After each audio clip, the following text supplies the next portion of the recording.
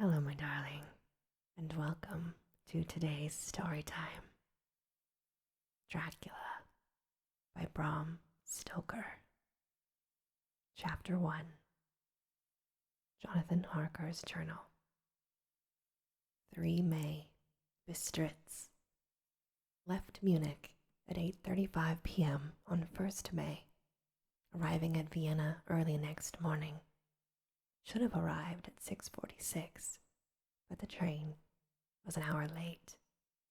Budapest seems a wonderful place from the glimpse which I got of it from the train and the little I could walk through the streets.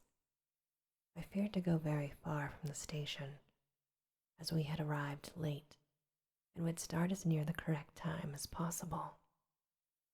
The impression I had was that we were leaving the west and entering the east, the most western of splendid bridges over the Danube, which is here of noble width and depth, took us among the traditions of Turkish rule. We left in pretty good time and came after nightfall to Klausenburg. Here I stopped for the night at Hotel Royal. I had dinner, or rather supper, of a chicken done up some way with red pepper, which was very good, but made me thirsty. Must make note to get recipe for Mina. I asked the waiter, and he said it was called paprika hendel, and that, as it was a national dish, I should be able to get it anywhere along the Carpathians.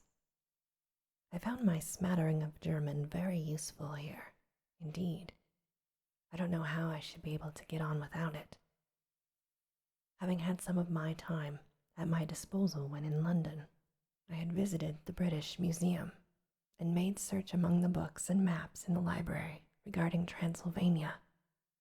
It had struck me that some foreknowledge of the country could hardly fail to have some importance in dealing with a nobleman of that country. I find that the district he named is in the extreme east of the country, just on the borders of 3 states, Transylvania, Moldavia, and Bukovina, in the midst of the Carpathian Mountains, one of the wildest and least known portions of Europe. I was not able to light on any map or work giving the exact locality of the Castle Dracula, as there are no maps of this country as yet to compare with our own Ordnance Survey maps. But I found that Bistritz, the post town named by Count Dracula, is a fairly well-known place.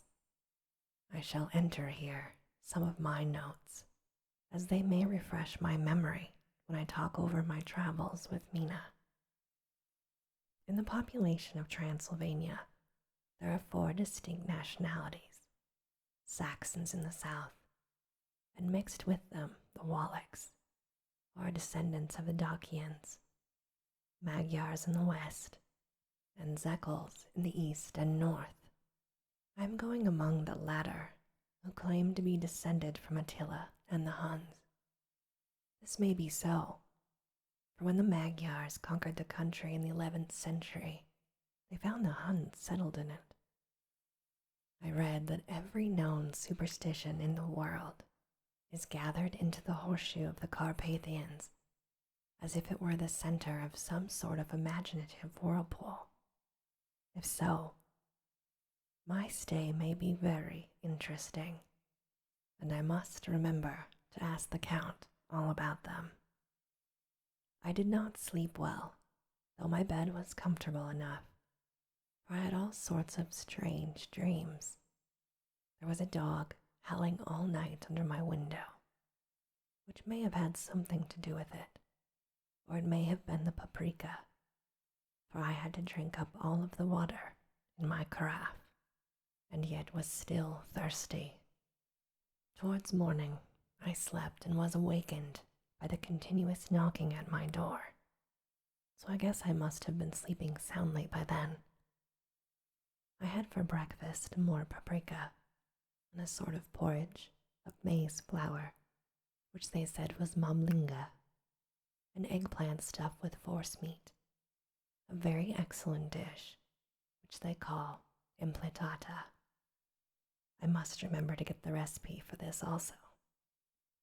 I had to hurry breakfast, for the train started a little before 8, or rather it ought to have done so, for after rushing to the station at 7:30, I had to sit in the carriage for more than an hour before we began to move. It seems to me that the further east you go, the more unpunctual are the trains. What ought to be are they in China?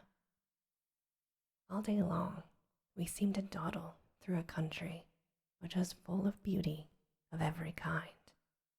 Sometimes we saw little towns or castles on the top of steep hills, such as we see in old missals. Sometimes we ran by rivers and streams, which seemed from the wide stony margin on each side of them to be subject to great floods.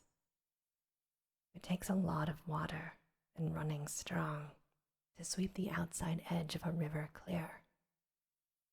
At every station there were groups of people, sometimes crowds, and in all sorts of attire. Some of them were just like the peasants at home, or those I saw coming through France and Germany, with short jackets, round hats, and homemade trousers, but others were very picturesque. The women looked pretty, except when you got near them, because they were clumsy around the waist. They all had full white sleeves of some kind or another, and most of them had big belts with a lot of strips of something, which fluttered about them like dresses in a ballet. But of course, there were petticoats under them. The strangest figures we saw were the Slovaks, who were more barbarian than the rest, with their big cowboy hats, great baggy dirty white trousers, white linen shirts, and enormous heavy leather belts, nearly a foot wide, all studded over with brass nails. They wore high boots, with their trousers tucked into them, and they had long black hair and heavy black mustaches. They are very picturesque, but do not look prepossessing. On the stage, they would be set down at once at some ancient band of brigands. They are, however, I am told, very harmless and rather wanting in natural self-assertion. It was on the dark side of twilight when we got to Bistritz, which is a very interesting old place, being practically on the frontier, for the Borgo Pass leads from it into Bukovina. But it has a very stormy existence, and it certainly shows marks of it. 50 years ago, a series of great fires took place, which made terrible havoc on 5 separate occasions. At the very beginning of the 17th century, it underwent a siege of 3 weeks long, and 13,000 people were lost. The casualties of war, proper being assisted by famine and disease. Count Dracula had directed me to go to the Golden Crone Hotel, which I found, to my great delight, to be thoroughly old-fashioned, for of course I wanted to see all I could of the ways of the country.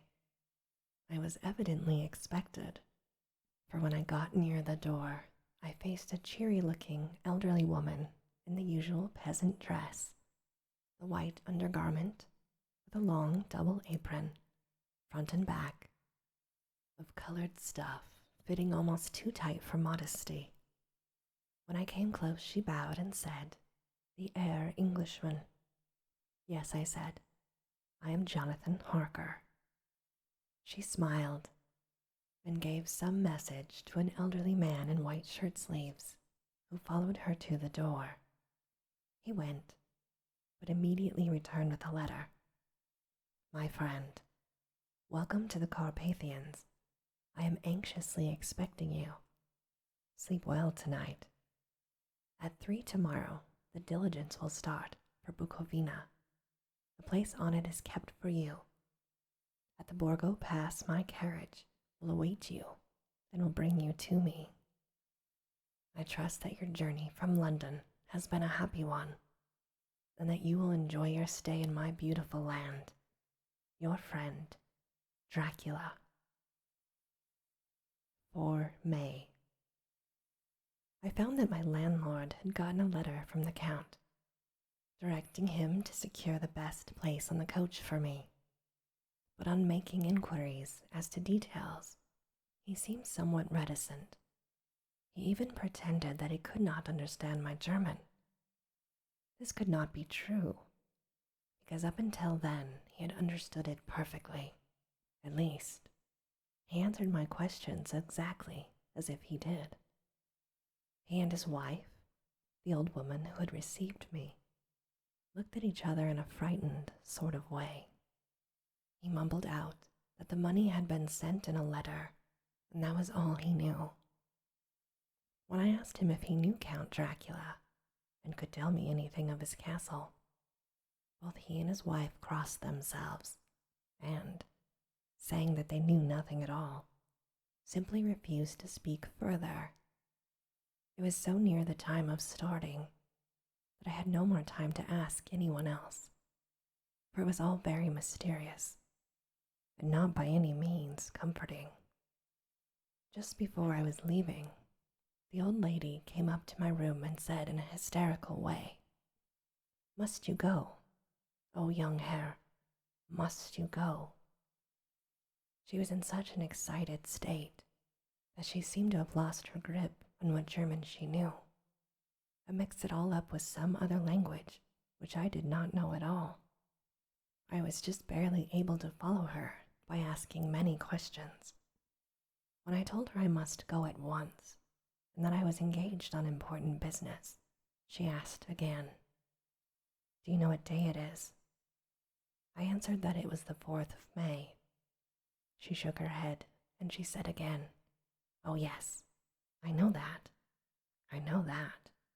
But do you know what day it is?" On my saying that I did not understand, she went on, "It is the eve of St. George's Day. Do you not know that tonight, when the clock strikes midnight, all the evil things in the world have full sway? Do you know where you are going and what you are going to?" She was in such evident distress that I tried to comfort her, but without effect. Finally, she went down on her knees and implored me not to go, at least to wait a day or two before starting. It was all very ridiculous, but I did not feel comfortable, and there was business to be done, and I could allow nothing to interfere with it. I tried to raise her up and said, as gravely as I could, that I thanked her, but my duty was imperative and that I must go. She then rose and dried her eyes, and taking a crucifix from her neck, offered it to me. I did not know what to do, for, as an English churchman, I had been taught to regard such things as in some measure idolatrous, and yet it seemed so ungracious to refuse an old lady who meant so well and in such a state of mind. She saw, I suppose, the doubt in my face, for she put the rosary round my neck and said, "For your mother's sake," and went out of the room. I am writing up this part of the diary whilst I am waiting for the coach, which is, of course, late, and the crucifix is still around my neck. Whether it is the old lady's fear for the many ghostly traditions of this place, or the crucifix itself, I do not know, but I am not feeling nearly as easy in my mind as usual. If this journal should ever reach Mina before I do, let it bring my goodbye. Here comes the coach now. 5 May, the castle. The gray of the morning has passed, and the sun is high over the distant horizon, which seems jagged, whether with trees or hills I know not, for it is so far off that big things had and little things are mixed. I am not sleepy, and as I am not one to be called until I awake, naturally I write until sleep comes. There are many odd things to put down, and lest who reads them may fancy that I dined too well before I left Bistrix. Let me put down my dinner exactly. I dined on what they call robber steak, bits of bacon, onion, and beef, seasoned with red pepper and strung on sticks, then roasted over the fire in a simple style of the London cat's meat. The wine was golden mediash, which produces a strange sting on the tongue, although it is not disagreeable. I had only a couple of glasses of this, and nothing else. When I got on the coach, the driver had not taken his seat, and I saw him talking to the landlady. They were evidently talking of me, for every now and then they looked over at me, and some of the people who were sitting on the bench outside the door came and listened, and then looked at me, most of them with pity. I could hear a lot of words often repeated, strange words, for there were many nationalities in the crowd, so I quietly got my polyglot dictionary from my bag and looked them up. I must say they were not cheering to me, for amongst their phrases were Ordog, which means Satan, Pokal, Hell, Stregoika, Witch, Vorlock, and Vlokoslak, both meaning the same thing, one being Slovak and the other Serbian, for something that is either werewolf or vampire. I must remember to ask the Count about these superstitions. When we started, the crowd around the inn door, which had by this time swelled to a considerable size, all made the sign of the cross and pointed 2 fingers towards me. With some difficulty, I got a fellow passenger to tell me what they meant. He would not answer at first, but on learning that I was English, he explained that it was a charm or guard against the evil eye. This was not very pleasant for me, just starting for an unknown place to meet an unknown man. But everyone seemed so kind-hearted and so sorrowful and so sympathetic that I could not but be touched. I shall never forget the last glimpse which I had of the inn yard and its crowd of picturesque figures, all crossing themselves, all standing round the wide archway. Behind them a background of rich foliage of oleander and orange trees, and green tubs clustered in the center of the yard. Then our driver, whose wide linen drawers covered the whole front seat, Gotza they called him, cracked his big whip over his 4 small horses, which ran abreast each other, and we set off on our journey. I lost sight and recollection of ghostly fears in the beauty of the scene as we drove along, although had I known the language, or rather languages, which my fellow passengers were speaking, I might not have been able to throw them off so easily. Before us lay a green, sloping land full of forests and woods, with here and there steep hills crowned with clumps of trees or with farmhouses, the blank gable end to the road. There was everywhere a bewildering mass of fruit blossom, apple, plum, pear, cherry, and as we drove by, I could see the green grass under the trees, spangled with the fallen petals. In and out amongst these green hills of what they called Mittelland ran the road, losing itself as it swept round the grassy curve, or was shut out by the straggling ends of pine woods, which here and there ran down the hillsides like tongues of flame. The road was rugged, but still we seemed to fly over it with a feverish haste. I could not understand then what the haste meant, but the driver was evidently bent on losing no time in reaching Borgo Prund. I was told that this road is in summertime excellent, but that it had not yet been put in order after the winter snows. In this respect, it is different from the general run of roads in the Carpathians, for it is an old tradition that they are not kept in too good of order. Of old the hospardars would not repair them, lest the Turks should think they were preparing to bring in foreign troops, and so hasten the war, which was always really a loading point. Beyond the green swelling hills of the Mittelland rose mighty slopes of forest up to the lofty steeps of the Carpathians themselves.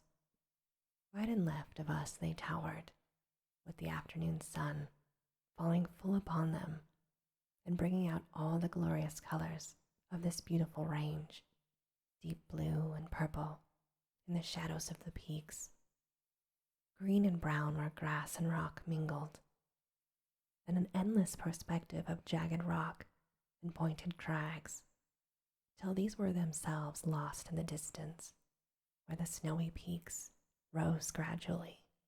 Here and there seemed mighty rifts in the mountains, through which, as the sun began to sink, we saw now and again the white gleam of falling water. One of my companions touched my arm as we swept round the base of a hill and opened up on the lofty, snow-covered peak of a mountain, which seemed, as we wound our serpentine way, to be right before us. Look, Eistenseck, God's seat, and he crossed himself reverently. As we wound on our endless way, when the sun sank lower and lower behind us, the shadows of the evening began, creeping all around us. This was emphasized by the fact that the snowy mountain top still held the sunset and seemed to glow out with a delicate, cool pink.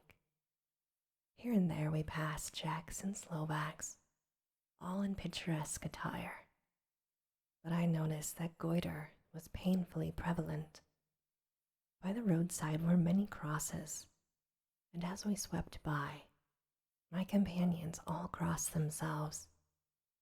Here and there was a peasant man or woman kneeling before a shrine, who did not even turn round as we approached, but seemed, in the self-surrender of devotion, to have neither eyes nor ears for the outer world. There were many things new to me, for instance, hayricks in the trees, and here and there, very beautiful masses of weeping birch, their white stems shining like silver through the delicate green of the leaves. Now and again we passed a litter wagon, the ordinary peasant's cart, with its long, snake-like vertebra, calculated to suit the inequalities of the road. On this were sure to be seated quite a group of homecoming peasants, the Czechs with their white, and the Slovaks with their colored sheepskins, the latter carrying lance fashioned their long staves with axe at hand. As the evening fell, it began to get very cold, and the growing twilight seemed to merge into one dark mistiness of gloom. The trees, oak, beech, and pine, though in the valleys which ran deep between the spurs of the hills as we ascended through the pass, the dark firs stood out here and there against the background of late-lying snow. Sometimes, as the road was cut through the pine woods that seemed in the darkness to be closing down upon us, great masses of grayness, which here and there bestrewed the trees, produced a peculiarly weird and solemn effect, which carried on the thoughts and grim fancies engendered earlier in the evening, when the falling sunset threw into strange relief the ghost-like clouds, which amongst the Carpathians seemed to wind ceaselessly through the valleys. Sometimes the hills were so steep that, despite our driver's haste, the horses could only go slowly. I wished to get down and walk up them, as we do at home, but the driver would not hear of it. No, no, he said, you must not walk here. The dogs are too fierce. And then he added, with what he evidently meant for grim pleasantry, for he looked round to catch the approving smile of the rest. And you may have enough of such matters before you go to sleep, he said. The only stop he would make was a moment's pause to light his lamps.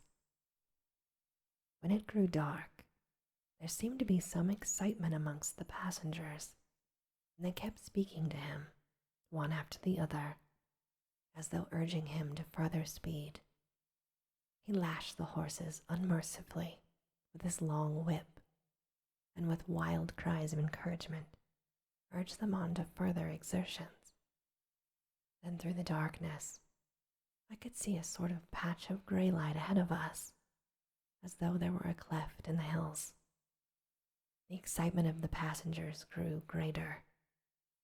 The crazy coach rocked on its great leather springs and swayed like a boat tossed on a stormy sea.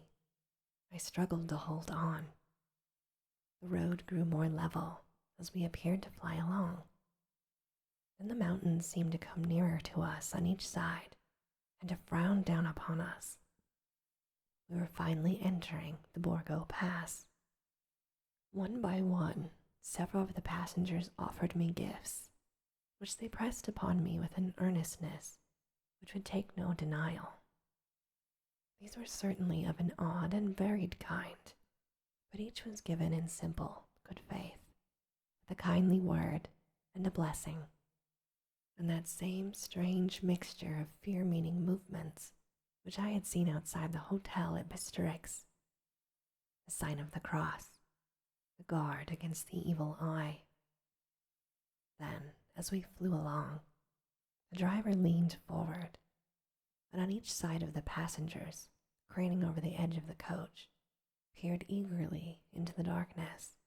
It was evident that something very exciting was either happening or expected, but though I asked each passenger, no one would give me the slightest explanation.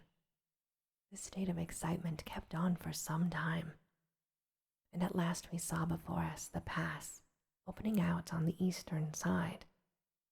There were dark, rolling clouds overhead, and in the air the heavy, oppressive sense of thunder. It seemed as though the mountain range had separated two atmospheres, and that now we had gotten into the thunderous one. I was now myself looking out for the conveyance, which was to take me to the Count. Each moment I expected to see the glare of lamps through the blackness, but all was dark. The only light was the flickering rays of our own lamps, in which the steam from our hard-driven horses rose in a white cloud. We could see now the sandy road lying white before us, but there was on it no sign of a vehicle. The passengers drew back with a sigh of gladness, which seemed to mock my own disappointment. I was already thinking what I had best do, when the driver, looking at his watch, said to the others something which I could hardly hear. It was spoken so quietly, and in so low a tone, I thought it was an hour less than the time. Then turning to me, he spoke in German worse than my own. There is no carriage here. The heir is not expected after all. He will now come on to Bukovina and return tomorrow or the next day. Better the next day. Whilst he was speaking, the horses began to neigh and snort and plunge wildly, so that the driver had to hold them up. Then, amongst a chorus of screams from the peasants and a universal crossing of themselves, a calèche with 4 horses drove up behind us, overtook us, and drew up beside the coach. I could see from the flash of our lamps, as the rays fell upon them, that the horses were coal black and splendid animals, They were driven by a tall man. He had a long brown beard and a great black hat, which seemed to hide his face from us. I could only see the gleam of a pair of very bright eyes, which seemed red in the lamplight as he turned to us. He said to the driver, "You are early tonight, my friend." The man stammered in reply. The English air was in a hurry. The stranger replied to this, "That is why, I suppose, you wished him to go on to Bukovina. You cannot deceive me, my friend. I know too much, and my horses are swift." As he spoke, he smiled, and the lamplight fell on a hard-looking mouth with very red lips and sharp-looking teeth as white as ivory. One of my companions whispered to another the line from Burger's Lenore, "Den die Toten reiten schnell," for the dead travel fast. The strange driver evidently heard the words, for he looked up with a gleaming smile. The passenger turned his face away, at the same time putting out his 2 fingers and crossing himself. "Give me the Herr's luggage," said the driver, and with exceeding alacrity my bags were handed out and stowed away in the caleche. Then I descended from the side of the coach as the caleche was close alongside. The driver helped me with a hand which caught my arm in a grip of steel. His strength must have been prodigious. Without a word, he shook his reins, the horses turned, and we swept into the darkness of the pass.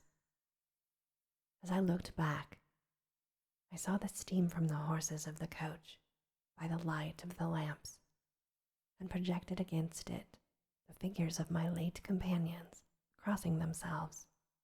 Then the driver cracked his whip and called to his horses, and off they swept on their way to Bukovina.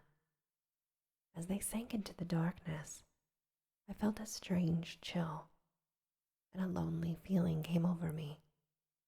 But a cloak was thrown around my shoulders, and a rug across my knees, and the driver said, in excellent German, "The night is chill, mein Herr, and my master the Count bade me to take all care of you.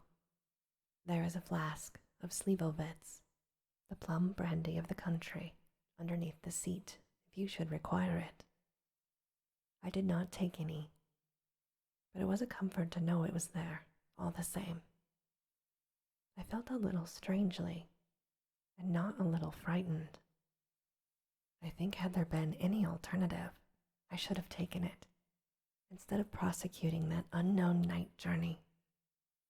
The carriage went on at a hard pace, straight along, until we made a complete turn and went along another straight road. It seemed to me we were simply going over and over the same ground again, and so I took note of some salient point and found that this was so. I would have liked to ask the driver what this all meant, but I really feared to do so, for I thought that, placed as I was, any protest would have had no effect in case there had been an intention to delay. By and by, however, as curious as I was to know how time was passing, I struck a match, and by its flame looked at my watch. It was within a few minutes of midnight. This gave me a sort of shock, for I suppose the general superstition about midnight was increased by my recent experiences. I waited now with a sick feeling of suspense. Then a dog began to howl somewhere in a farmhouse far down the road, a long, agonized wailing, as if from fear. The sound was taken up by another dog, and then another, and another, until, borne on the wind which now sighed softly through the pass, a wild howling began, and it seemed to come from all over the country, as far as the imagination could grasp it through the gloom of the night. At the first howl, the horses began to strain and rear, but the driver spoke to them soothingly, and they quieted down, but shivered and sweated as though after a runaway from sudden fright. Then, far off in the distance, from the mountains on each side of us began a louder and a sharper howling, that of wolves, which affected both the horses and myself in the same way, for I was minded to jump from the caleche and run, whilst they reared again and plunged madly. The driver had to use all of his great strength to keep them from bolting. In a few minutes, however, my own ears got accustomed to the sound, and the horses so far became quiet that the driver was able to descend and to stand before them. He petted and soothed them, and whispered something in their ears, as I have heard of horse tamers doing, and with extraordinary effect. For under his caresses they became quite manageable again, even though they still trembled. The driver again took his seat, and shaking his reins, started off at a great pace. This time, after going to the far side of the pass, he suddenly turned down a narrow roadway which ran sharply to the right. Soon we were hemmed in with trees, which in places arched right over the roadway until we passed as though through a tunnel. And again, great frowning rocks guarded us boldly on either side. Though we were in shelter, we could hear the rising wind, for it moaned and whistled through the rocks, and the branches of the trees crashed together as we swept along. It grew colder and colder still, and fine powdery snow began to fall, so that soon we and all around us were covered with a white blanket. The keen wind still carried the howling of the dogs, though this grew fainter as we went on our way. The baying of the wolves sounded nearer and nearer, as though they were closing round on us from every side. The driver, however, was not in the least disturbed. He kept turning his head left to right, but I could not see anything through the darkness. Suddenly, away on our left, I saw a faint, flickering blue flame. The driver saw it at the same moment. He at once checked the horses and, jumping to the ground, disappeared into the darkness. I did not know what to do, and less so as the howling of the wolves grew closer. But while I wondered, the driver suddenly appeared again, and without a word took his seat, and we resumed our journey. I think I must have fallen asleep and kept dreaming of the incident, for it seemed to be repeated endlessly. But now, looking back, it is like a sort of awful nightmare. Once the flame appeared so near down the road that even in the darkness around us I could watch the driver's motion. He went rapidly to where the blue flame arose and gathered a few stones and formed them into some device. Then there appeared a strange optical effect. When he stood between me and the flame, he did not obstruct it, for I could see its ghostly flicker all the same. This startled me, but as the effect was only momentary, I took it that my eyes deceived me straining through the darkness. Then for a time there were no blue flames, and we sped onwards through the gloom, with the howling of the wolves around us, as though they were following in a moving circle. At last there came a time when the driver went further afield than he had yet gone, and during his absence, the horses began to tremble worse than ever, and to snort and scream with fright. I could not see any cause for it, but the howling of the wolves had ceased altogether. But just then the moon, sailing through the black clouds, appeared behind the jagged crest of a beetling, pine-clad rock, and by its light I saw around us a ring of wolves. They had white teeth, and lolling red tongues, and long, sinewy limbs, shaggy hair. They were 100 times more terrible in the grim silence which held them than even when they howled. For myself, I felt a sort of paralysis of fear. It is only when a man feels himself face to face with such horrors that he can understand their true import. All at once, the wolves began to howl, as though the moonlight had some peculiar effect on them. The horses jumped about and reared, and looked helplessly round with eyes that rolled in a painful way to see. But the living ring of terror encompassed them on every side, and they had perforce to remain within it. I called to the coachman to come, for it seemed to me that our only chance was to try to break out through the ring, and to aid his approach, I shouted and beat the side of the caleche, hoping by the noise to scare the wolves from the side and give him a chance of reaching the trap. How he came there I know not, but I heard his voice raised in a tone of imperious command, and looking towards the sound, saw him stand in the roadway. As he swept his long arms, as though brushing aside some impalpable obstacle, the wolves fell back, and back further still. Just then a heavy cloud passed across the face of the moon, so that we were again in darkness. When I could see the driver was climbing into the caleche, the wolves disappeared. This was all so strange and uncanny that a dreadful fear overcame me, and I was afraid to speak or move.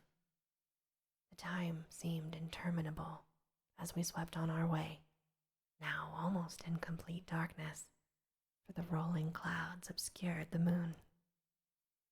We kept on ascending, with occasional periods of quick descent, but in the main always ascending. Suddenly I became conscious of the fact that the driver was in the act of pulling up the horses into the courtyard of a vast ruined castle. There were tall black windows and no ray of light, and broken battlements which showed a jagged line across the sky. And this, my darling, ends our story time for today. As always, I hope that you have very sweet and creepy dreams. Good night.